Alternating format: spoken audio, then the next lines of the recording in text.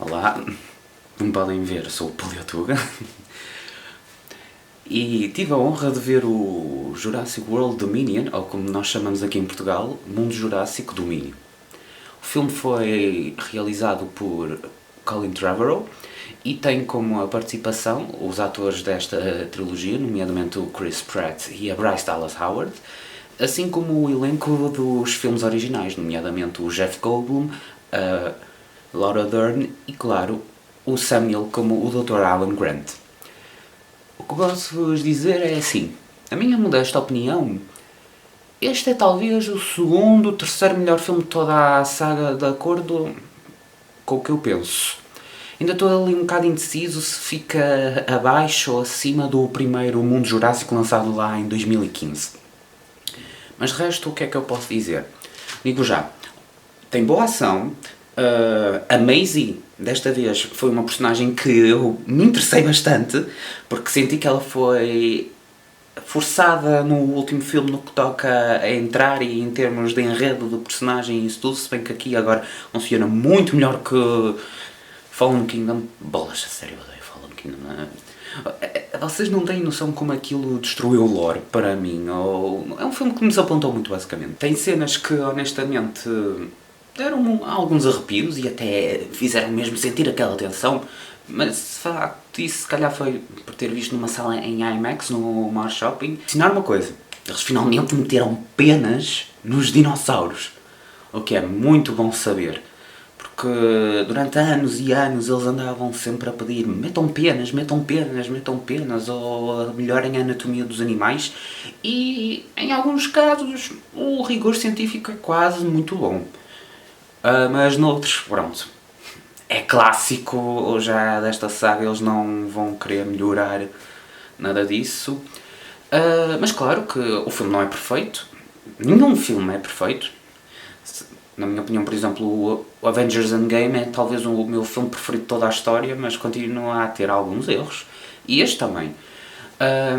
De certa forma, este filme pode parecer como que dois num só e fica uma amálgama um bocado estranha em termos de guião ou cinematografia, porque há cenas neste filme que a cinematografia, os planos que eles fazem, está muito bom, está quase a nível, para mim, do primeiro filme e, apesar de dizer isto com algum rancor, Fallen Kingdom também teve boa cinematografia, mas é a única coisa que eu dou positivo daquele filme, porque o resto...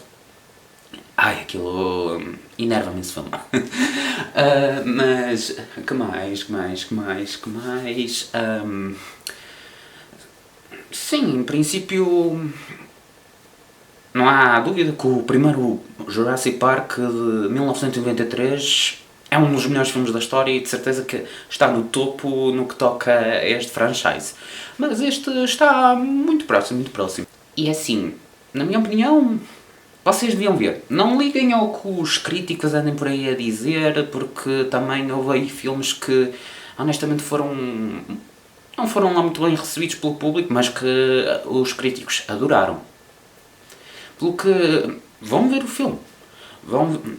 Nem que seja hoje, dia 9 de junho, ou amanhã, no 10 de junho, ou enquanto estiver aí. E deem a vossa opinião, sinceramente. Quanto a mim, gostei muito. Achei o filme bom, que teve muita ação e que eles melhoraram de veras as personagens, nomeadamente a Maisie. Notou-se, digamos, uma melhor relação entre o Owen e a Claire, tipo, eles pareciam mais unidos mesmo, não, tipo, relação esporádica ou algo do género, como aconteceu nos últimos dois filmes. Tipo, claro que o Chris Pratt vai ser sempre aquele eu sou da Marinha, herói da ação e isso, faço acrobacias, ali a mota, eu sou altamente isso, mas nota-se que eles tiveram um esforço de tornar estes personagens mais como um casal, mas também que são uma equipa, algo que é muito importante para o desenvolvimento destes personagens. E agora é assim, se vocês ficarem até esta parte do vídeo, eu recomendo que vocês não vejam, porque Eu recomendo que vocês não vejam porque vou dar spoilers. O filme começa 4 anos depois dos eventos de Fallen Kingdom. Maisie está com a Claire e o Owen numa cabana, a algures lá na América, porque, como vocês sabem, ela é uma clone. Foi o primeiro caso bem sucedido de um clone, porque a mãe dela era uma cientista que trabalhava no Parque Jurássico original e decidiu clonar-se a ela mesma por motivos de desejo de ter tido sempre querer uma criança e tudo mais. Só que ela, sendo uma clone, ela é procurada por todo o mundo porque ela tem um grande potencial genético, basicamente. Também encontramos a Blue, que finalmente tem uma cria, porque apesar de não ter aparecido nos filmes, eu já vi em alguns jogos que a Blue tem ADN de lagartos varanos, que eles conseguem reproduzir-se por partenogênese, que é basicamente quando uma fêmea não precisa de um macho para criar prole, se bem que a maioria quase todas as crias que vão nascer são basicamente clones, e é isso que acontece. Esta cria é basicamente um clone da Blue, só que é chamada Beta. Ela até tem uma das garras em forma de foice no dedo de partida, de forma a poder ser diferenciada.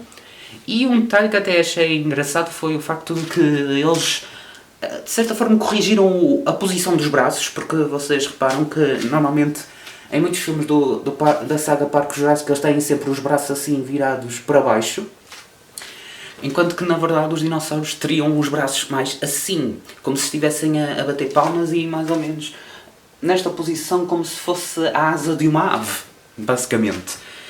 E não é só nestes Velociraptors, também, por exemplo, os Atrociraptors, se bem que o tempo deles foi muito curto, porque eles só apareceram na cena de malta para perseguir lá o Owen, a Claire e o personagem lá do Omar Sy, que foi uma surpresa agradável, se bem que ele foi mais tipo um cameo, basicamente. Também dizer que aparecem os do último filme, que são interpretados pelo Justin Smith e outra atriz, desculpa, não me estou a conseguir lembrar. É bom ele não estar sempre a gritar e a ter aquela voz esganiçada que ele tinha no último filme, que ficou um bocadinho irritante passado algum tempo.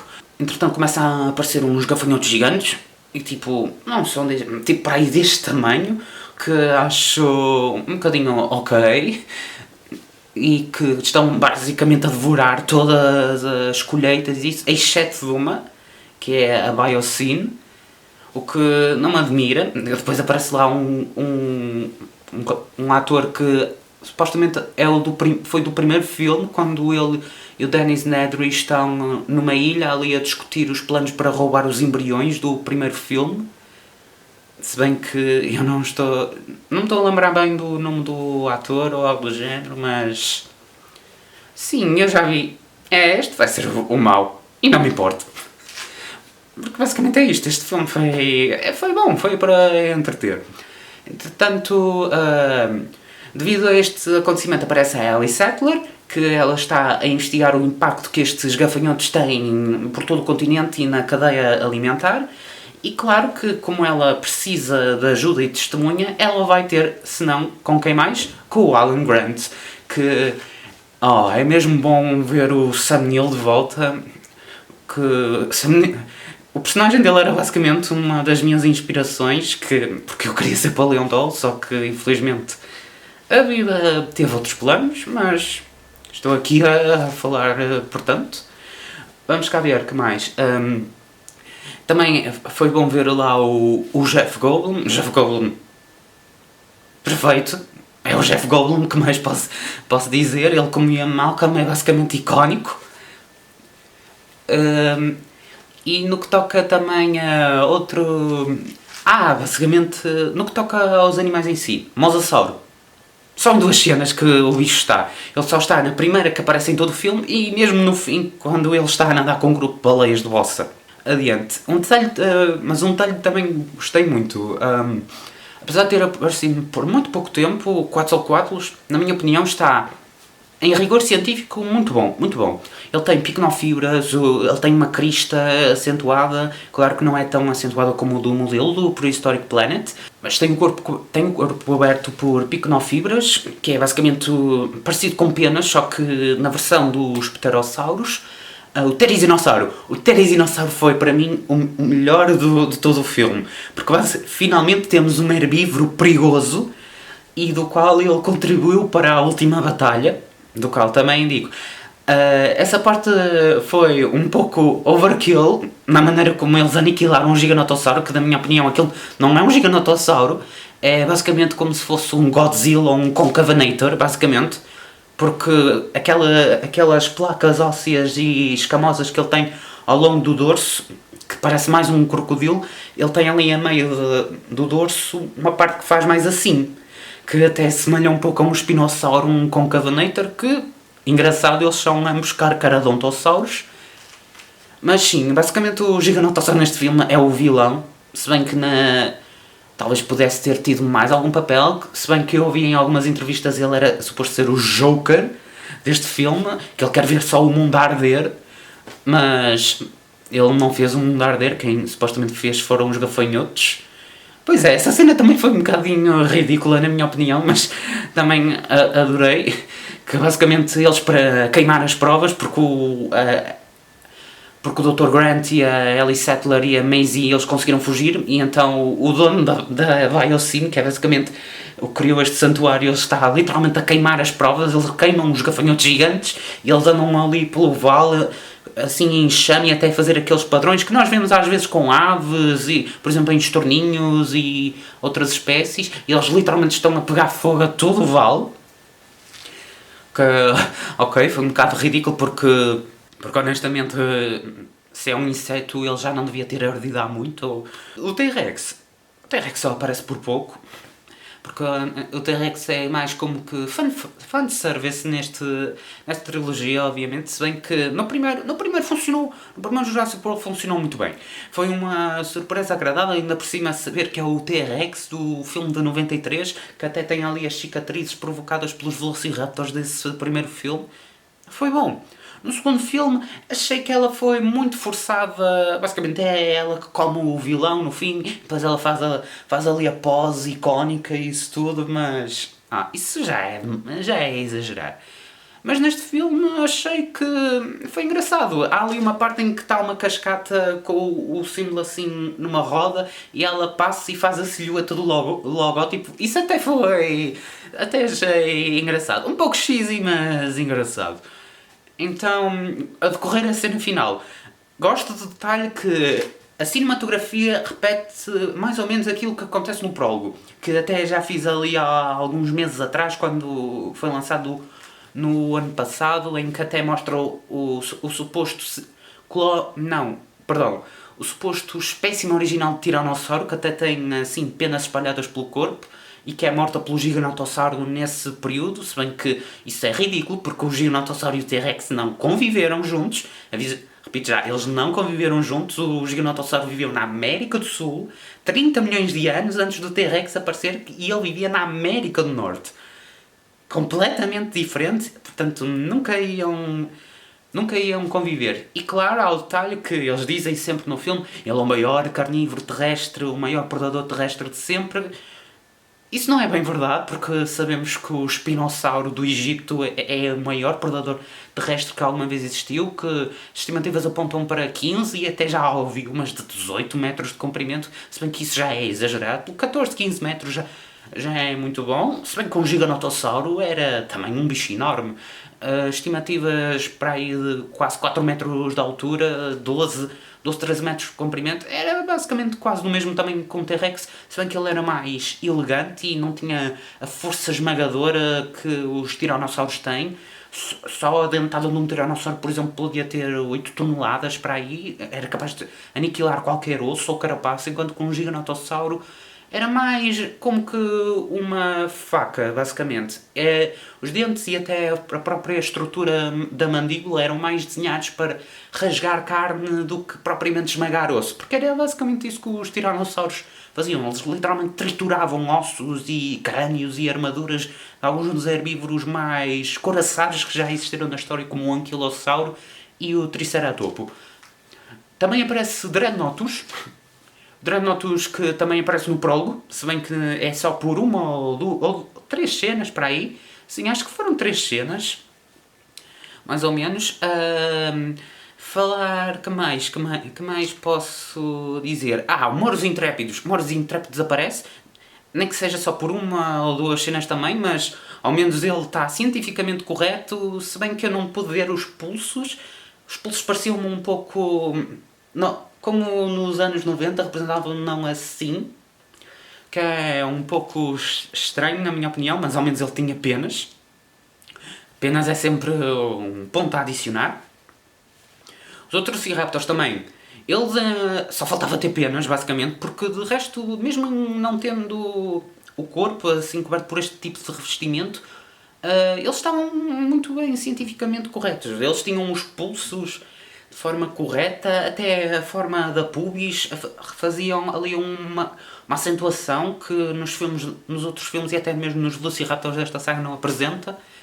Pelo que é bom, só falta mesmo ter penas e não terem também tão exagerado, porque pronto, um Velociraptor e um Velociraptor não eram praticamente do tamanho de um homem, eles eram basicamente do tamanho de perus ou galinhas, mas eram na mesma predadores letais, isso não há que enganar, do qual eu recomendo vocês verem o Prehistoric Planet, experimentem o período grátis de uma semana, como disse, é grátis, vale a pena, e vocês estão a apoiar outro tipo de conteúdo que, sinceramente, eu quero mesmo que eles façam uma segunda temporada. O Dr. Alan Moretti e a Ellie Sattler finalmente beijam-se, que é algo que eu acho que muita gente estava à espera que acontecesse, porque notava-se, eles tinham mesmo uma boa... tinham uma ligação, uma relação mesmo boa, algo que eles no Jurassic Park 3, no Parque Jurássico 3 eles estragaram um pouco, se bem que eles até jogaram isso como motivo de brincadeira, mas também para avançar a personagem em si. Aparecem algumas criaturas que não são dinossauros, nomeadamente sinapsídeos. Aparecem sinapsídeos neste filme, o que é fantástico, ver outras criaturas para além dos animais do Mesozoico. Nomeadamente temos o Listrossauro, que é muito pequeno, tem uns dentinhos de sabre. Apesar de ter sauro no nome, ele não é um dinossauro, eles estão mais aparentados com nós mamíferos. E claro, tem um que é muitas vezes confundido como um dinossauro, que é o Dimetrodonte, do qual achei que eles tinham demasiada couraça atrás e até o crânio em certos ângulos parecia mais um tiranossauro, por assim dizer, algo que até posso dizer que também está presente no Therizinosauro, que o Therizinosauro, apesar de ele ter as garras enormes, o pescoço comprido, a cabeça relativamente pequena e o corpo até coberto de penas, e mesmo um tamanho assim igualizado com o do Gigantossauro e do Tiranossauro Rex, a cabeça é um bocado grande demais, por assim dizer, e o bico talvez um pouco curto demais, na minha opinião, mas de resto, ele foi o melhor. Acho que para mim foi o melhor, e ainda por cima o facto de eles terem feito cego dá uma... sei lá, acho que deu outra camada, por assim dizer, à criatura. Ele literalmente encontra a Claire, mas não a vê como uma ameaça. E entretanto vê um viado, ele literalmente faz assim... dá um estalo basicamente ao bicho que mata-o instantaneamente. Que entretanto até aparece o T-Rex e que ele tenta comer o veado, mas depois aparece o Gigantossauro. Eles dão tipo um pequeno confronto e o Gigantossauro até morde a cabeça do Tiranossauro Rex e eles tipo vão-se embora. Que apesar de ser um pouco anticlimático, também é muito realista, porque é assim que acontece na natureza. Nem todos os animais não estão sempre a lutar até à morte. Eles querem viver, basicamente, não querem arriscar, magoar-se ou matar-se no processo. Daí que o Gigantossauro reclama o seu prémio. Mas não, honestamente acho um pouco estranho eles dizerem que ele é o Joker. Ele para mim não foi Joker.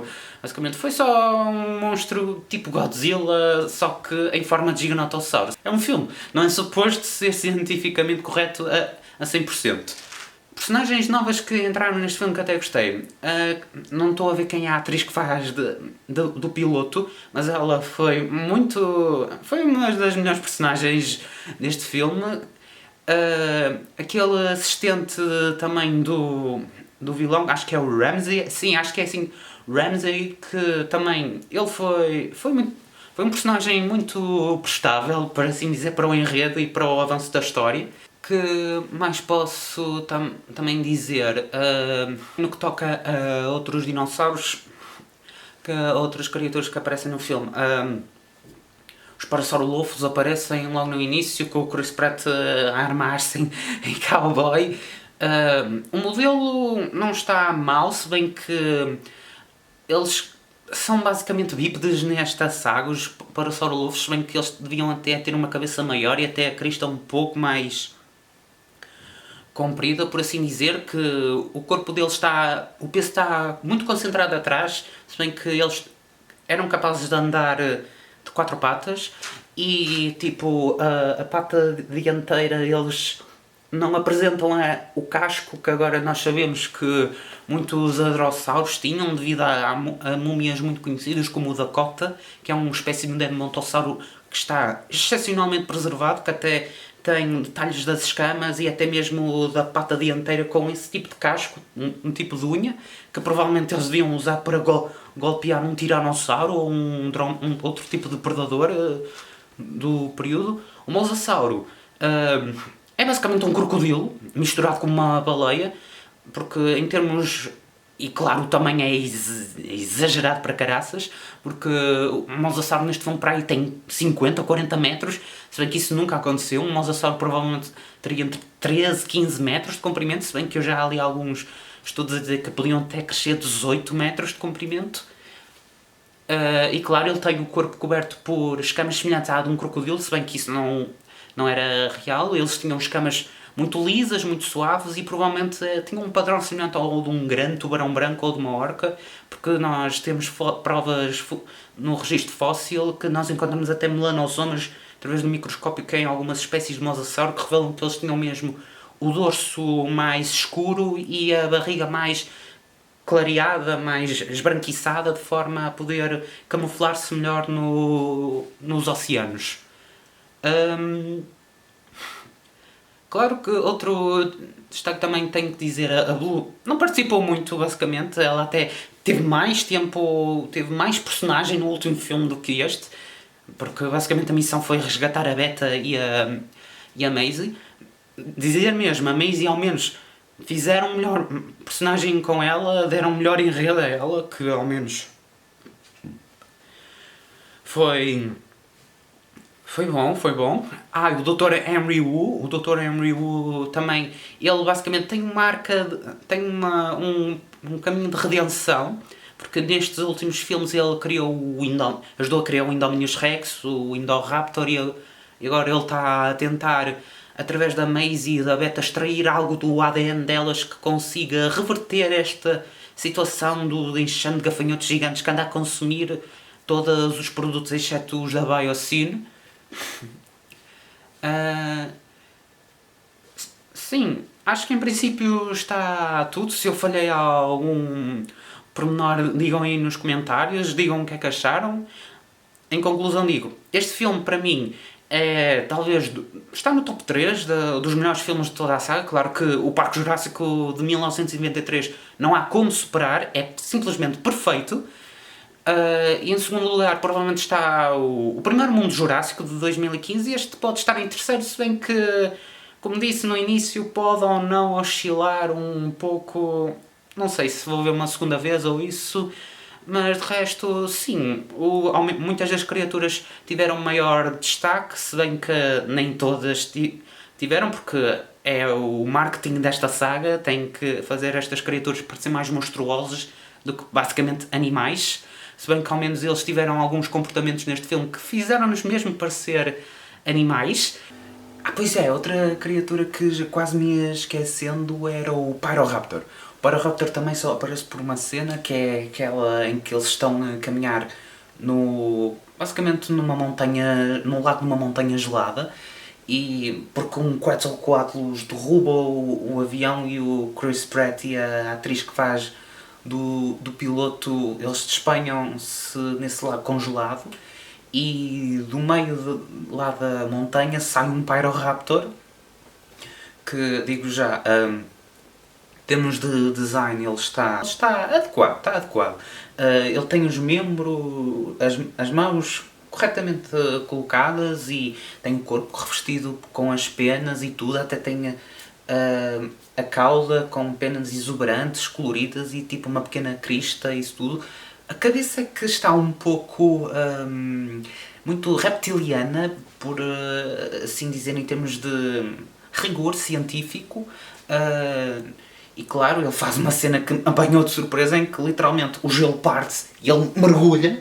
Ele mergulha basicamente, e, tipo um pinguim, ele fica tipo ali a nadar, ele usa as asas e depois ele até... Mas depois chega uma parte que ele começa a nadar, tipo a crocodilo, ele tipo usa a cauda para conseguir nadar. Acho que isso foi um pouco mais... jump the shark, que é tipo uma expressão que é utilizada no cinema quando um filme ou uma saga faz algo tão ridículo que já tira toda a seriedade, por assim dizer, como pronto, foi lá o Fallen Kingdom. Se bem que isto até, assim, de início achei um bocadinho estúpido, na minha opinião, ele ter feito ter feito esse tipo de comportamento, mas também temos que ter noção que o período Cretáceo, pelo menos a Europa durante o Cretáceo, era basicamente um conjunto de ilhas e vários arquipélagos e até alguns ilhéus, pelo que não me admirava que ele pudesse nadar. O verdadeiro Pyroraptor, que era praticamente do tamanho de uma galinha, não do tamanho de um Velociraptor como é mostrado no filme, ele poderia nadar assim de ilha em ilha, porque sabemos que os dinossauros podiam nadar, até mesmo um T-Rex para ir de quase 10 toneladas era capaz de nadar, como acontece na série do Prehistoric Planet. Sim, acho que em princípio não sei muito bem mais o que dizer. É isto, espero que vocês tenham gostado desta minha primeira crítica. Desculpem lá, eu estou assim um bocado nervoso, ou se a qualidade da câmera às vezes ficava um bocadinho péssima e eu assim estar a coçar, porque pronto, é um tico meu, não estou habituado a fazer este tipo de conteúdo e literalmente a mostrar a minha cara. Mas sim, esta é a minha opinião e spoilers do filme Mundo Jurássico Domínio. Mais uma vez agradecer à Universal Pictures Portugal, à Comic Con Portugal, ao Cinemundo e à Epop Entertainment por terem-me dado esta oportunidade de ver este filme. Portanto, aproveitem, deem um gosto, sigam-me no Instagram, no Twitter e, claro, se inscrevam aqui no meu canal, no canal do YouTube e até uma próxima!